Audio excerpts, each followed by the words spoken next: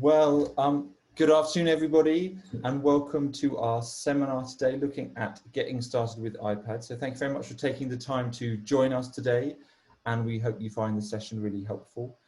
If you're having any trouble with anything, do pop a question in the Q&A and we'll see what we can do to help. So let's begin with a couple of introductions. So my name is Tim Lings and I'm Director of IT here at Heronsgate Primary School, and I'm joined by my colleague Koresh. So I am a teacher here at Heronsgate as well, Year 5 teacher, been here 6 or 7 years now and part of the computing team along with Tim. Brilliant, thank you, Ralph. So our webinar today is run by Heronsgate Primary School, and we're one of the EdTech demonstrator schools in England. This is a Department for Education programme where schools have been recognised for those who are showing effective use of technology, and we're here to support other schools in doing that. So here's a little blurb about what the EdTech demonstrator programme is. So we're a network of schools and colleges across England who exhibit effective practice in the use of technology, and the programme offers peer-to-peer support in that effective use, including remote education. So if you like what you see today and you're interested in getting a bit more support from your school, please do follow this link. I will send that out afterwards in an email. So please just follow that link, and there is a form there that you can register your interest and get some support from the EdTech programme. We are one of the, I think, 70 Apple Regional Training Centres in the UK and Ireland. We're the Greenwich Apple Regional Training Centre. So we're running 12 webinars this year. You can follow us on Twitter and get some updates there if that's your thing. So the Apple Regional Training Centres, again, a network of schools across the UK and Ireland that we're trying to help teachers make the best use of Apple technology inside and outside the classroom. So today we are looking at the iPad. So we're starting with what the iPad can do in the classroom. And at the end, this will be a chance for us to show you how you can get your first Apple Teacher badge. Now, at the end of it, we're going to have some chance for Q&A. So there should be a Q&A button in your Zoom that you can use to post any questions, and hopefully we'll get to them by the end of the session. So this is what your Zoom interface should look like. So there we go, there's that Q&A button there. If you click that, you can ask a question and we can respond to it. There is also a chat button. We're going to make use of that so that everyone can interact with each other. And there's also a raise hand button, which we're going to try and make use of later on. But before we go any further, we're going to start with a poll. So this is a chance for you to share your experiences. I'm now going to try and launch this poll. Hang on. No, that's the wrong button. Here we go. Right. Too many windows. So I'm launching a poll here. The question is, how experienced are you in using an iPad? All the way from super confident to knowing absolutely nothing. So I'm going to launch that poll, and this is your chance to vote. Sorry, Mr. Koresh, I didn't allow you to vote either. No, again. I think you're muted. Ousted. I don't think I am. Ousted from voting. No, it's just me with my sound turned down.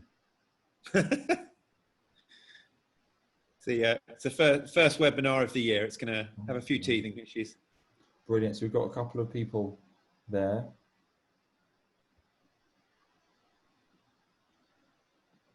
I get the worst because I can't see. Right, here we go. Okay, so quite a lot of people have done that. Brilliant. So I'm just going to end the poll now.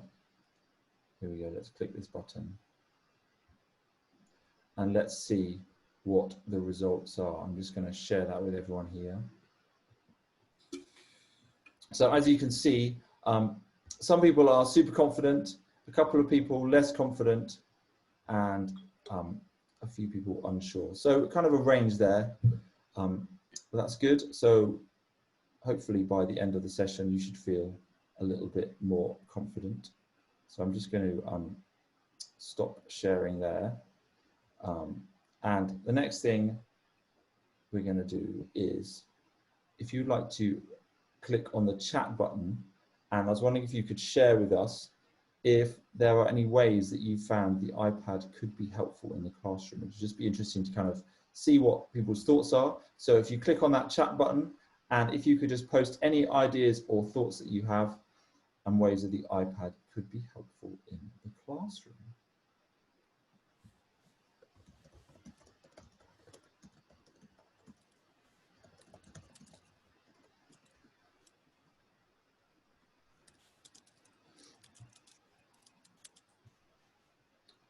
So let's see if anyone's going to post any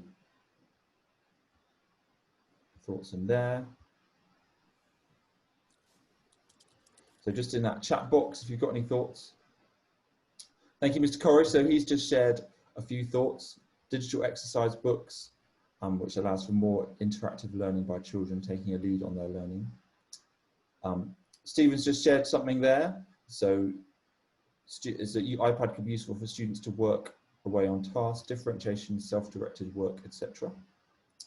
Sorry, we're just having a few little technical problems with Mr. Corrish. He'll be back any second now. Brilliant. Anyone else want to share any thoughts? Now is your opportunity.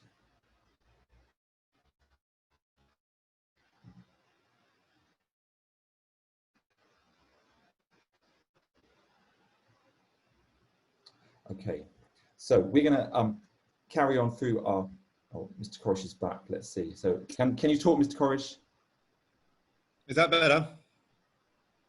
I'm really having trouble with my audio here. 1 second. I'm just going to click a few buttons, see if I can get things working. Can you not hear me at all? Oh, I can hear you now. I can hear you now. There you go. Excellent. Wonderful. Okay. Let's carry on with our webinar. So I mentioned at the start about Apple Teacher. So what is Apple Teacher? Now, Apple Teacher is a free self-paced professional learning program that offers unlimited access to learning materials and content for using technology in education. So basically it's some free online CPD from Apple, and it covers the basics of using either the iPad or Mac and the core Apple apps. So that's Pages, Numbers, Keynote, GarageBand, iMovie.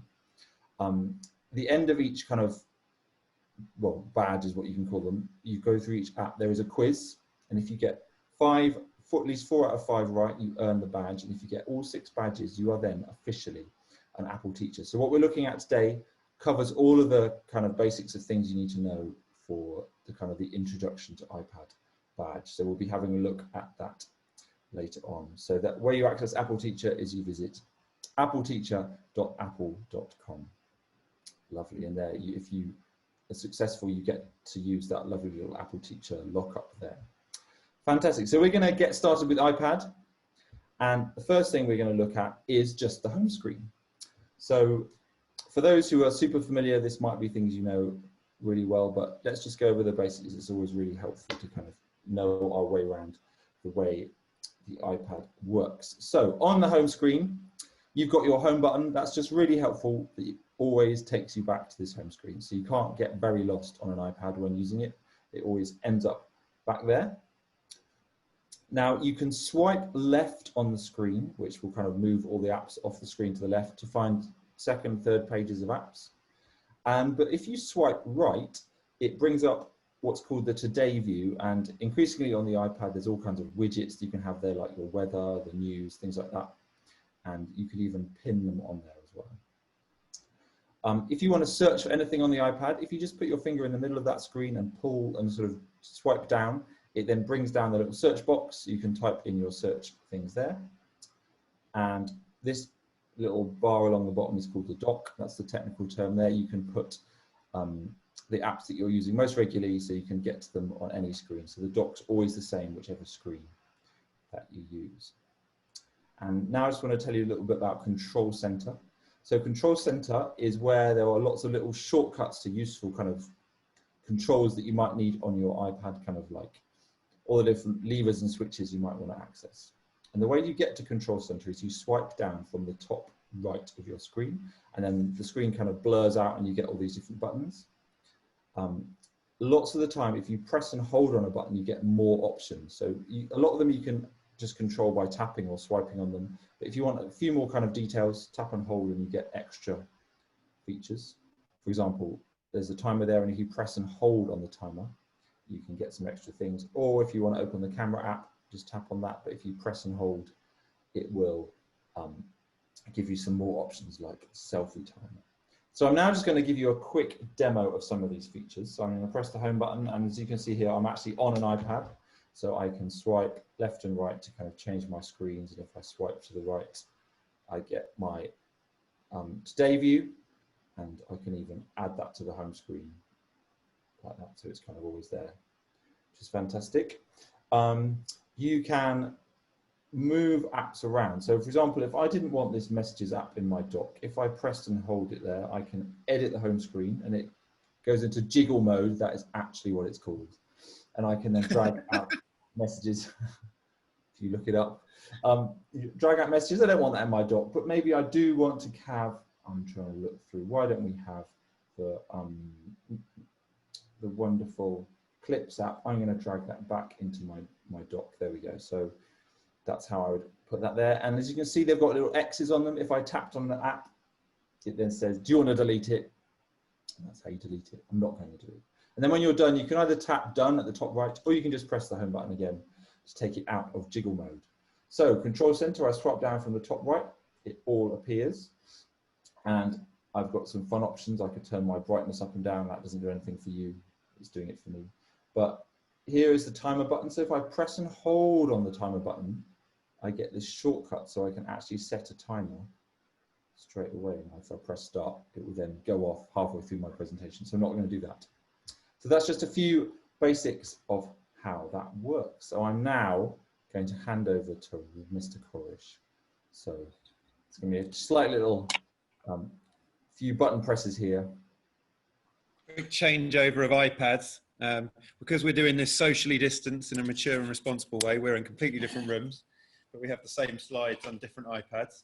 And like Mr. Ling said, Tim just said, we're just going to go through the basics today of all the things that you can do on an iPad, because that's the badge one for Apple Teacher. There may be some more complex stuff on another day, but today we are focusing on what are the essentials basically for use of an iPad. I'm going to just share my screen now and share my my one.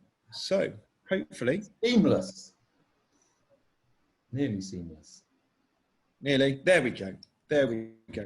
So I'm going to start by talking about the camera app and the photos app. They're going to be my two right now. And then Mr. Lings will go and take over and do a couple more, and then we'll swap over again. So I was about to go on my laptop there, but don't need to press that because that's not what I'm sharing. So the camera app. So you can see here, we've got lots of different things. Fairly obvious one, take the photo, fairly standard. And we can switch cameras between front selfie mode and I guess normal mode. I'm not sure if there's another term for that.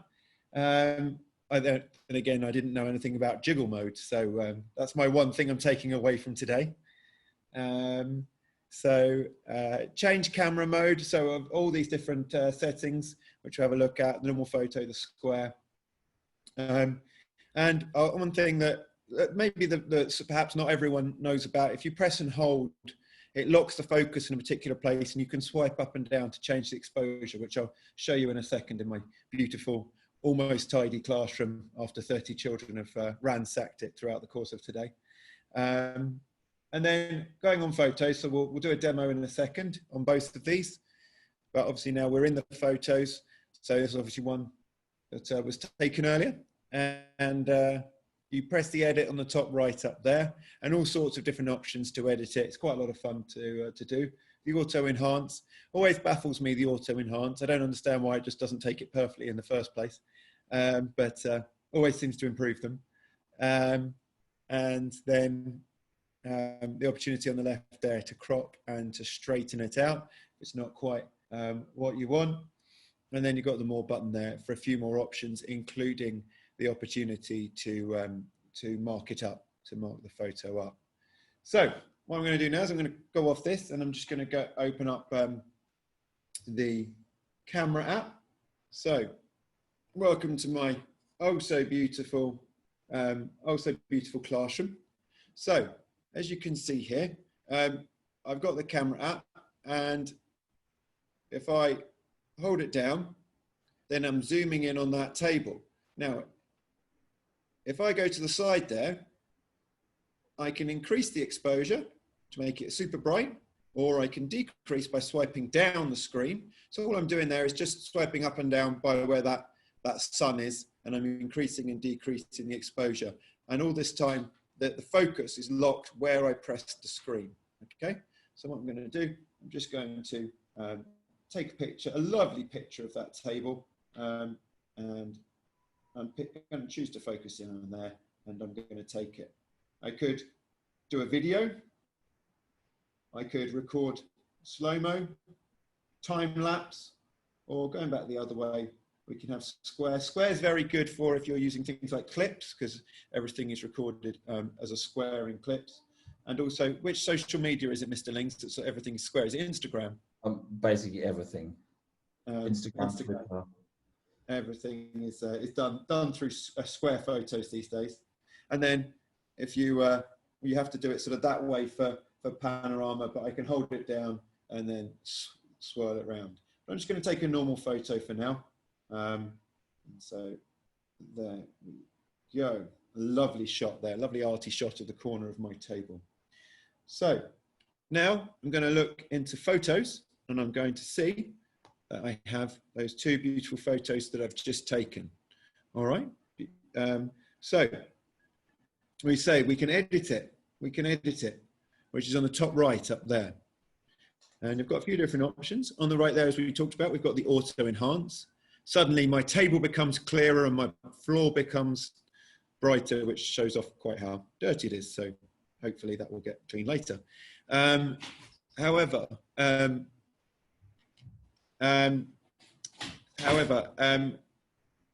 if I wanted to just crop and straighten it, then I've got the crop, and I can zoom in and zoom out. Or if I wanted to do it a different way and I just wanted to crop it in, then I can zoom in, done. Now, I might want to send that photo to someone, but I might want to mark it up. So if I've gone on the more options there, I've got the markup. Turn it on, okay. And you can see I've got different options here. I've got the pen, which I can change the thickness to if I press on it. I might want a nice thick one there. I can change the colors over here. So I want a blue pen, or if any color I want to pick there, maybe I'll make it red. And then I've also got a highlighter tool. So I might want to highlight there. The pen, as I say, the pen is more like that. Pencil's a bit whiter. And if I just want to rub it out, then it rubs it out like that. So all sort of different options there. That is the press done to save it, and done. And then I'm back on the Photos app. So Mr. Lings, unless I've forgotten anything there, I think we are set for photos. So I will unshare my screen, and I will let you carry on. Brilliant. Thank you, Mr. Corish. And the fact that you can take a picture, mark it up is just really helpful in the classroom, getting students to really look at what they're doing. So it's also helpful. I've found as a teacher on lockdown, when people were having trouble accessing a few things, it was easy just to quickly show them using the markup tool where they could sort of sort themselves out. So it's both as a teacher, as a professional, with colleagues, but also with the children as well. Definitely. Next feature we're going to look at is the ability to take screenshots. So with screenshots, what you do, if there's something you want to capture just the whole image of the screen, you press the home button and the sleep wake button at the same time. The screen will kind of flash, and then the little screenshot will disappear down into the corner. And then if you tap on it, you get all of these kind of options. So you get things like you can crop it straight away. So if you're taking a screenshot and you want to get rid of some of the stuff around the edge, you just want to have the bit in the middle. You've got that there ready to go. You have got your markup tools. So Ralph just showed you all those same tools. You can draw, you can do highlighting, you can erase what you've done already. All really helpful, particularly to kind of show people what you want them to focus on from your screenshot. And then what's really handy is there is a share button. So you can take a screenshot, you could then email it or copy it or send it in some other way. And then when you tap done, you can just delete it so that screenshot doesn't kind of take up room in your Photos app. So it's just really powerful. Lots you can do there with screenshots. And the next thing I want to show you is multitasking. So this is a little bit more complicated, a little bit more pro level, but I'm sure we can get the hang of it. This is a way that you can have more than one app open on your iPad at once. So if I kind of talk you through some of the key elements of this, the first thing is the dock. So if you swipe up from the bottom of the screen, when you're inside an app, your dock will appear, so all those apps along the bottom, and you can just tap on it and take it to the next app. So that's just a really way to jump between apps. So when you swiped up your apps there, you can drag the app out of the dock, and then it will kind of turn into a lozenge shape, which is what's called a slide over. So this is a second app that kind of floats over the top. And if you slide to the right from the top, it will just dismiss off the side and you can swipe it in again. But if you want to actually have the two apps open at the same time, if you drag down from the top of that app, you can convert it to the split view. So you can either have two apps 50-50, or you can have like 75-25 or etc. the other way around. And that's a way that you can have multiple apps at the same time. Now that's probably best to show you rather than just explain it, but hopefully that will make some sense. So why don't we start off with, let's do a little screenshot. So why don't I take a screenshot of just the screen? That's a bit confusing. So I'm pressing the home, sleep wake button. It gets a nice little sound effect that appears into the corner. I've tapped on it. Here is my screenshot. And maybe I wanted to just point out the lovely weather in sunny Cupertino clearly at the moment. So I'm going to crop it to that. And then maybe I want to add a little emoji face here. So I just tapped on so I can just draw with my finger. Lovely. What a great picture that is. But you can point out what's going on the screen. You could direct people's attention to certain things. Lots of useful tools there. When I'm done, I can tap that share button. I could email it, airdrop it, lots of options, print it. And when I'm finished, I can tap done and delete it. So screenshots. And we, I was going to say in teaching, we get the kids to screenshot their work a fair bit. Sometimes when they've sort of done some learning. I know I used it in computing the other day when they were just showing off the code that they sort of successfully achieved when we were doing Swift Playgrounds. Just getting them to screenshot it. There's a few other ways to do it, but sometimes just a quick way is just screenshot the code that you've done, and then we can save it, and then they can sort of do voice notes or something, or as I say, markup tools just to explain why they've done the coding that they've done. Fantastic. That is correct. So I'm now going to show you how you can have more than one app open. So here, perhaps I've got my Photos app. I don't have any photos, but maybe I wanted to have Photos and Safari at the same time. So if I'm in one app, I swipe up from the bottom, he says, and you can see my dock appeared there. So I could swipe up and then jump to, I'll go back to Keynote, or I could go back to Safari, or I could go to Photos. So that's a way you can jump between them. So the next thing I want to show you how you can do that slide over. So I'm going to put Safari over the top. So I drag it out and you can see it turns into this lovely little lozenge. It's a great word. I just let go. Even if I let go in the middle, it always defaults to the right, but I can have it on the left, just drag it from the top. There we go. And if I don't want it anymore, I can just slide it off and then slide it back in. So once an app's put in that slide over mode, you can always just get it back by sliding in. And then should I want it full screen, I just tap, I pull down, he says, and then kind of drag it to the side slightly. And then I can have split view. And then I can adjust the split view either way, or even get rid of it altogether and have the other app. So it's just a way that you can have multiple apps going on at the same time. I'm going to hand over to you now, Mr. Korish. Thank you. My share. So I've got a couple more to share with you now. A couple more different features. So we'll just let this let this come forward. And then, so notes, I'm going to look at notes and voice notes. Notes probably one of the most underrated features of the iPad, I think, because it's there's so many options that you can do. So if we just scroll out, you can you obviously write a new note on the top right there, create a new note, and then you can add a to-do list, which I know Mr. Lings is a big fan of. He likes his to-do lists. Many a thing on his to-do list. I've never seen lists quite so long. And then we've got other features too. Oh, apologize, pressed the wrong way. There we go. So handwritten notes, which you can do using your finger or also using an Apple Pencil if you've got one, or any kind of stylus device. And then the scan document, not always, I have used it for teaching a couple of times, but also very, very useful for getting paperwork off to certain places. Which I've definitely used quite a lot. But I have used the scan document a few times for if the children have done a piece of work on some paper and I just need a quick way of scanning it in to the computer. I have used that tool as well. So a good few uses for the scanning document. And then voice memos, not one I usually use too often, but I do sometimes get the children to use it practicing reading and a few other bits and bobs. But normally I would get them to do that on another app. But as you can see there, we've got the tap and the tap to record and pause.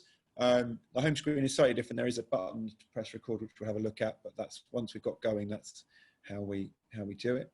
The playback feature, tap and hold it down to rename it, and then when you're done, finished recording your voice note, your voice memo, then we can do it and it will save it there. So again, quick demo and discuss. So if we have a look, I've got my notes app down on the bottom left there, down in my dock, down there.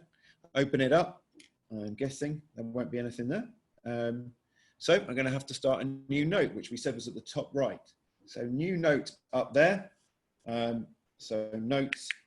Oh, it's a noise and a half. For training. I won't type too much because that's a weird noise. And then enter down. And you can see it starts, it assumes it's like a title at the top, because now if I type in notes here, it's now not in bold. So it seems that's a title for your note there. So the different tools we've got, so we've got the pen tool there. So again, exactly the same markup features that we had for the photos, and I can now write it in, and you can see how it's separated. You see there's a line between the writing and that I've just written and the typed writing. So there's a line that separates it up. Okay, and then I'm done for that. And so you can see now I've still got those other options there. I've got the scanner, which I've got a nicely prepared set of smelly stickers ready to go to scan in on the floor here. So scan documents. All right, and there they are, and it recognizes it right there, and I can adjust it if I need to, but I don't think I need to. Keep scan, and then done, and then I can save it, and my scan document is ready to go with some smelly stickers. Clearly I was in a generous mood today. I've obviously given out 5 today, which obviously means that the kids were doing well. And then we have there, we said that was the to-do list. We've got the bullet points there, which we can add to do, go home after training. Tick off once we're done. So there we go. That is the notes app. Lots of different things you can do there. There's a few other bits and bobs as well. You've got a table there which we can add in as well. So many different features for the notes app. It's a bit of an underrated app. And then if I go on to voice memos here, you can see I just started one before, but I can just resume it. So I'm now recording onto this voice note, and I'm going to stop it there. And then if I wanted to, I can scroll back and and I can play back. I think because I am currently recording on here, then it will not, we won't be able to hear it, but trust me, it will play. And then on the new recording, I can tap and hold it, tap and hold, and then I can change it to training. Let's give it a capital letter. Training, excellent. So then I'm done. I'm happy with that. Done, and it is now saved. So they are the notes and the voice notes apps, and that is how we can use them on the iPad. And the voice notes app is really helpful app because it's a way to involve sound without having to kind of dig out GarageBand, which is just that kind of slightly more complicated app to use. So if you're wanting to record children's thoughts, or perhaps them retelling a story or whatever they're doing, that can be a great way. Okay, I'm going to tell you 2 more apps and then we're going to have a try at getting our Apple Teacher badge. So the first app is Safari. So this is the web browser on the iPad. They've been doing quite a lot of work on making this more and more kind of feature kind of complete. So it's very much lots of desktop features. If you want to add in your address, you type it in at the top, and don't forget you can type your search terms there, so you don't have to kind of type Google and then do a Google search. You can do a search straight away from the address bar. Always handy to know. You can have multiple tabs on an iPad. If you press that tab button, it will kind of bring up all the different tabs you've got open. But if you press and hold, there's all kinds of extra options, such as close this tab or close all tabs. Useful if kids have been using an iPad, as they tend to have 100 open at once. There is reader view. I can show you that in a minute. That's a way that you can strip out all of the extra stuff around the edge, and you can just show the content of your website. Really handy. Increasingly, it's really easy to save documents and images off the internet. If a website lets you, if you press and hold, you can save an image, or you can press and hold to download documents and files. That's just really useful. And then also there is the Maps app. So again, an underrated app, but there's a lot of stuff in there. So Apple have been busy mapping the whole of the planet. And some of them are actually really quite detailed, particularly in the bigger sort of cities. So when you open up the app, you can search for a place. And then if you tap on the I button, you get extra options. So here we're going to change it to satellite view. When it's in satellite view, there's actually 3D mapping. So you tap on the 3D button on the side there, which turns on the 3D maps, and then you can kind of rotate it round, change the tilt, which is all good fun. And there are also 3D virtual tours. So certain places allow you to kind of take a look around, depending on your Wi-Fi, obviously. So we're going to discover in a second how well that's going to work. So if I show you, first of all, Safari.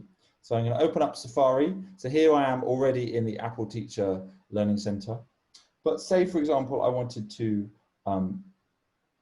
open a new window. So I'm going to press and hold here, and then I can open a new window. And what it does, it lets me have 2 open at the same time. So I can go to the BBC website and maybe learn about the live new COVID restrictions.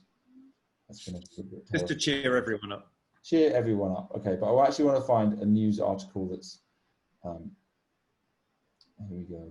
Let's find something more exciting. Mercury Music Prizes, why not? And here, I'm actually just going to go to the news website because this doesn't help me. So news, I want to find an article I can strip out the information. Here we go. A balancing act of science and politics. So I tap on the A there and I tap show reader view. It then strips out all of the stuff around the edge, and you've just got the text and the images. And I find I use this quite a lot when I'm teaching, and like sending sort of web pages out to children. Actually, to have far less around it really focuses them in on reading the key things that they need to read. I really like this, and I use it quite a lot. It's just a really excellent way that you can do things. And what's also nice is if you can also share that as a PDF. So you've already stripped it all out. If I'm going to just go, I'm going to add it to books. So what it does is it takes that website and saves it as a PDF in the books app. There we go. And then you can do all kinds of fun stuff in there. Read it at your leisure rather than having to direct kids to websites. So there's just a few little things you can do in Safari. And now I just want to show you the Maps app. So here we go in Maps. So why don't I just, I'm going to allow. How good's your Wi-Fi feeling over there? I think I'm feeling confident. So we're going to search for London. There we are, glorious city that we're in. And if I tap on that I button at the top right, I can then change it to satellite view. And there we go, we've now got here, and you can see that we're actually based over here. Let's zoom in, it feels very meta. Here we are, next to Belmarsh Prison, Heronsgate Primary School. And I can tap on the 3D button, and now you can see, and if you look closely, you can see me waving out the window, not really. But I can, if I do 2 fingers, I can change the tilt there. If I spin it round, so you've got this wonderful 3D mapping. It's really quite amazing what you can see. That's always good fun. And then you can see here that they've got a flyover tour of London. So I tap flyover and it zooms me all the way to London. It starts off by doing a bit of augmented reality to kind of know where we are, so I can literally look around. It's going a bit crazy. So I'm going to start my city tour. And it literally does a beautiful tour. And the Wi-Fi is holding up pretty well. So there we go. It does. This feature does eat up Wi-Fi, doesn't it? But I think it's doing pretty well at the moment. So there you can see Tower Bridge, the Tower of London. At any point, I could take a screenshot and use that app elsewhere. But there you can see there's all kinds of amazing stuff. And in fact, if I pause it, I can then stop and look round by just moving my iPad around.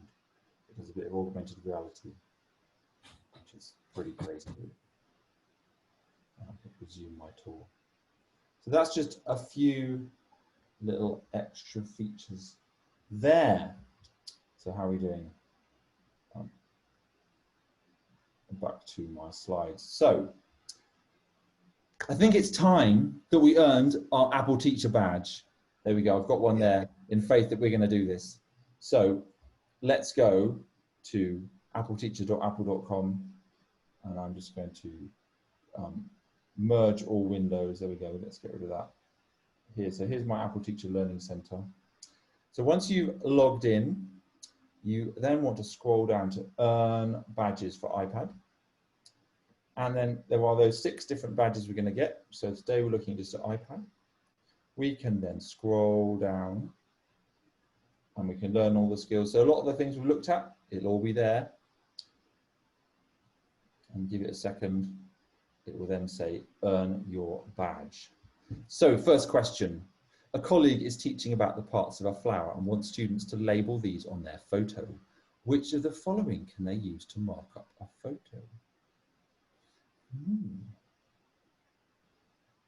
So when you're in that markup mode, what can you do? Well, Mr. Corish, what do you think? Put you on the spot. Well, putting me on the spot, I always find sometimes if you're not sure, it's always good to go and try it out. But you can definitely do text without doubt. Well, I'm going to screenshot, which gives us the same tools. So we definitely can do drawing. There's some drawing. We've got a magnifier. Let me tap this little button here. You can have that and you can zoom in. There we go, learn something new every day. You can add shapes, definitely. Here's a shape. Yeah. You can definitely add a signature. We haven't set that up. There's my amazing signature. So I can Easy add to that forge now. Great. You can add drawings, and yep, I think basically the answer is all of them. Let's see if we are right. Submit answer. So let's give it a second. Come on, computer. Oh, correct. Whoop. So at this point, I feel like it might be fun to add a bit of audience participation. So if you, our wonderful audience, are interested in answering this question, please press the raise hand now, and we'll then invite you to speak to have a go answering the question. So the question is, you've taken a photo that's a little too dark. Which of the following actions helped you manually improve the color and exposure in one step? So anyone feel like they can answer that question? If so, press that raise hand button, and then we'll invite you to share your thoughts. If not, I'll pick on Mr. Corish again. No, excellent. there's just a quick comment on the Q&A that says, sometimes when I split Safari and merge the tabs, I lose all the open tabs. Is that something you've come across before? No. I could quite possibly see that happening though. But it's a useful way that if you've got multiple kind of versions of Safari open. When you have a split screen and you have multiple tabs open on each one, can you move the tabs from one sort of Safari to the other Safari? Let's find out. So I'm going to do open new window. You've got two. You definitely can move it from one side to the other. Can you move the tabs across to the other one? Wikipedia and BBC. Could we drag that over here? Yes. Look at that. You can. So maybe then the best thing to do is before they merge, just move them across to the one that you want, and maybe that might not happen anymore. Okay. So no one's taken up my challenge. Fine. Let's see if we can answer this question. So, choose one. Tap the shutter button. That will just take a picture. Tap the thumbnail. No. Tap the different part of the screen. Next to focus area, drag up or down the screen. That's what I was modelling earlier. I'm sure it was. Brilliant. So I've tapped submit answer. Fantastic. Next question. Right. Oh, here we go. I'm sorry. I've got too many screens here. Your students are developing early literacy skills. On iPad, which of the following can students use to have selected text read aloud? We haven't covered this. So in the chat, if you think you know the answer, why don't you post your answer to us? If you think you know. What do you think, Mr. Corish? Well, let's let people, if they want to give us some suggestions. Anyone in the chat want to give us a suggestion? They don't have this many people a typing option. That would be handy. Yeah. Speak selection. Thank you, Olivia. I think you have got the right answer. That was the one I would have gone for as well. Let's see if Olivia is right. Nicely done. You are correct. Good. Okay. And actually, I was going to say, Tim, actually, we didn't mention it, but actually very, very useful sometimes for SEN children. If you want them to take in some things that everyone's reading, but perhaps the level is just a bit too high for them on that particular little bit, just having it read to them they can still like take in everything that they're saying. Just the reading might be a tiny bit too high, so it shouldn't hold them back from partaking in a science lesson where perhaps the text is a bit too high, but they can certainly understand what it's saying. So let me just show you that again. I'm in the settings app. I go to accessibility. I then go to spoken content and then just turn on speech selection. So now I can make it read this. Let's just select some text. It says, maybe you can't. Thank you, Apple teacher. Right, okay, well, you can't select any of this text, but if you did, okay, I can just show you. Let's find some text. Here we go. Read that out. Speak. PM Boris Johnson says new COVID restrictions for England could last 6 months. Thanks. Thanks for cheering us up there, Tim. Well done. There was also a screen reader that's more comprehensive that will just read everything on the screen as well. So you're capturing quick thoughts during staff meeting. Which of the following app lets you take handwritten notes, sketch ideas, and scan a printed document? Olivia. She's on it. Got there. Just like on it. Amazing. Correct. So we're home and dry now. We can get the next one wrong. This one is tricky. You want to quickly access your classroom blog from the home screen. How do you add an icon to your home screen for frequently used websites? So, okay, who thinks they can tell me the order? If we stick with these numbers, what do we do? So, for example, is it 1, 2, 3, 4? So Olivia reckons we start with 2. Tap add to home screen, but we have to order these. So the first thing, we're going to open Safari. Then I think we're going to do number 4 next. Oh, I'm trying to move. Tim, could you scroll down a tiny bit? I'm not certain, but I can't quite see the bottom of it. There you go. So we're going to, from the website, tap the share icon. Then we're going to tap add home screen, and then we're going to edit it. Let's check that. So we open Safari, we tap the share button, we tap add to home screen, and there we go. Boom. So let's submit that. Yes, nicely done. Finish. It's then going to submit 5 it. out of 5. Submitting your choices. Please wait. I don't know why it's so hard for them to add up 5, but I have never tried building Apple Teacher, so let's just. I don't know. You clearly didn't sit in my maths lesson earlier on today. Good. So clearly, it's the jury is out. Have we got that badge? We've definitely got that badge. It's just decided that Having a bit of trouble. I think it's trying to work out whether to give it to us or Olivia, to be honest. Yeah. I'm going to be impatient and not wait. So whilst this is going on, has anyone got any other questions? Please do pop them in the Q&A and we will continue. I think let's do that one. I think it got a bit stuck. Nicely done. Finished. Try again.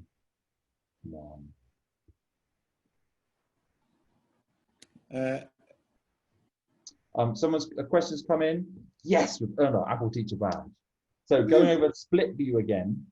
Okay, so I'm in Safari.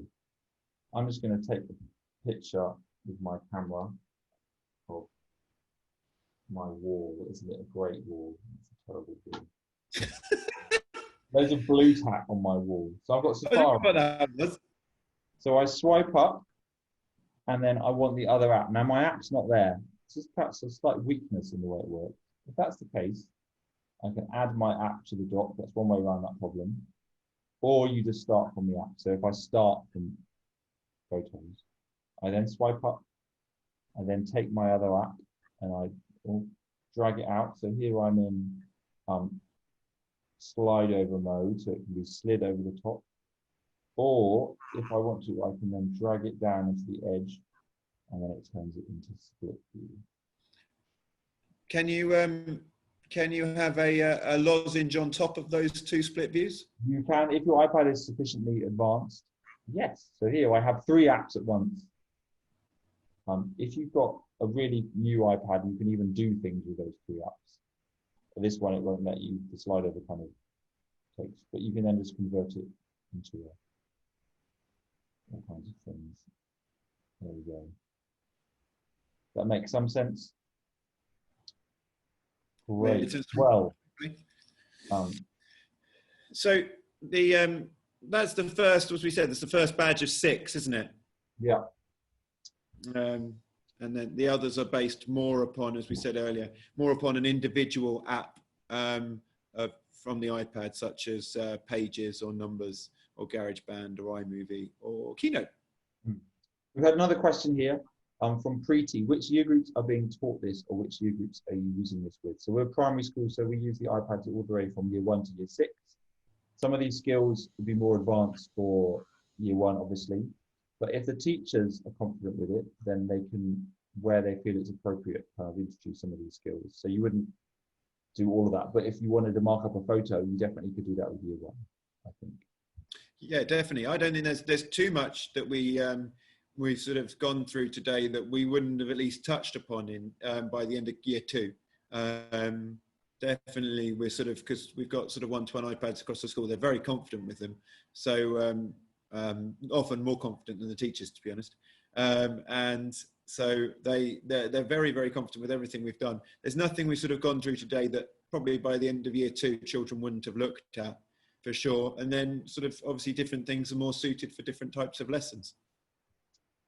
Okay, it'd be really helpful if you could, in the chat, just post any thoughts. What have you learned about using iPads from today's webinar? Any particular things that stand out that you didn't know before? It's always helpful to just kind of reflect on learning. So if you give you a minute or so just to pop that in the chat, and then we can just share that with the rest of the attendees. So if you just open up the chat window and just type a few thoughts about anything that you learned from today's webinar.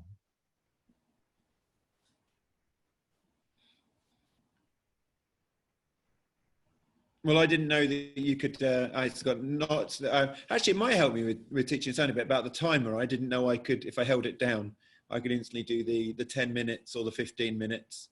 And I quite often say to my class, I'm setting the timer for 15 minutes for this learning. I don't even need to go in. I can just go onto the control center and just 15 minutes. So I'm on that one. Brilliant. Thank you for Preeti talking about how you can listen to a website. Yep, getting it to talk to you, always handy. So, yeah, can be a little tricky, some of those settings, but it's worth persevering.